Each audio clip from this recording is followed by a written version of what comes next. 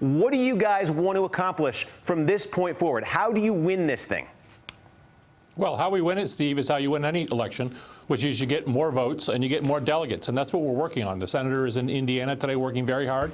There's a bunch of states coming up, including California, which is by far the biggest state in the country, as you know, with 475 delegates in that state alone. So there's a lot of room left to get pledged delegates. And we're fighting, as the senator has said, for every vote and every delegate. And we are going to close the delegate lead on Secretary Clinton substantially by the end of this process. You say close. We put the example up from 08. At the end of 08, Barack Obama had the lead in pledged delegates, and Hillary Clinton said, that's it. He wins. I'm backing out. I'm endorsing him. If we get to the end of this process this time around and Bernie Sanders has not caught Hillary Clinton in pledged delegates, do you end the campaign then as well?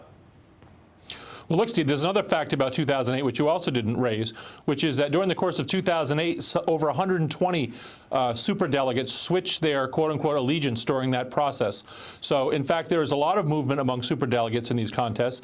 And I have to tell you, if you look at the general election polling, it is clear and consistent, with almost without exception. Bernie Sanders does better against every single one of the Republicans, including more moderate Republicans like Kasich, who beats Hillary Clinton in many polls, or Ted Cruz, who's not a moderate, but also beats, in some polls, beats Hillary Clinton. Bernie Sanders beats them all by more. And these superdelegates, who are, by and large, party officials and electeds, are going to have to look at these two candidates and decide who is best able to win for Democrats in November. And it's pretty clear at this point that it's Bernie Sanders. He's brought in millions of young people into this process. He's overwhelmingly popular with independents. And as you know, because you cover politics, Democrats can't win with Democrats alone. If you don't win independents, you're not going to win. But you're talking about something different here, because in 2008, when those superdelegates switched from Clinton to Obama, they did it in response to Obama winning, to Obama taking the lead in pledged delegates. And in a lot of ways, to the argument that, hey, he leads the pledged delegates, he's winning this race, we need to respect and honor the intent of Democratic voters out there. You're not saying that, though. You're saying even if he's behind in the pledged delegates, they should be looking at electability and saying, we know what the primary process produced, but we want to pick somebody else. Well, that's not the case with all of those superdelegates, Steve, by the way. Many of them switched throughout the process of the primaries and caucuses in 2008, including some very prominent ones. But let me say this. We can have a discussion about whether there should be superdelegates at all. That's a separate discussion. The question is, if you're going to have superdelegates, if superdelegates are just a rubber stamp for the pledge delegate process, then they don't serve any purpose.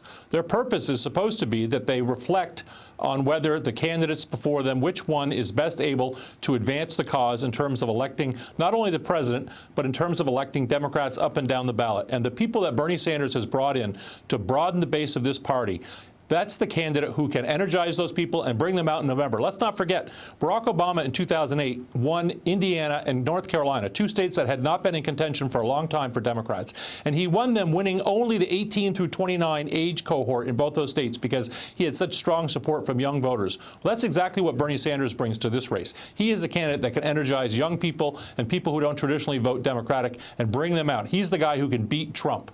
But is there any pause? Do you have any pause thinking about taking this campaign through the summer to the convention when you have Donald Trump out there saying, look, I'm going to start taking Bernie Sanders' attacks against Hillary Clinton and making them my own, and B, the prospect now that the Republican Party may be starting to unite behind a candidate, behind Donald Trump, the idea that if you take this thing to the convention, you're keeping the Democratic Party from uniting?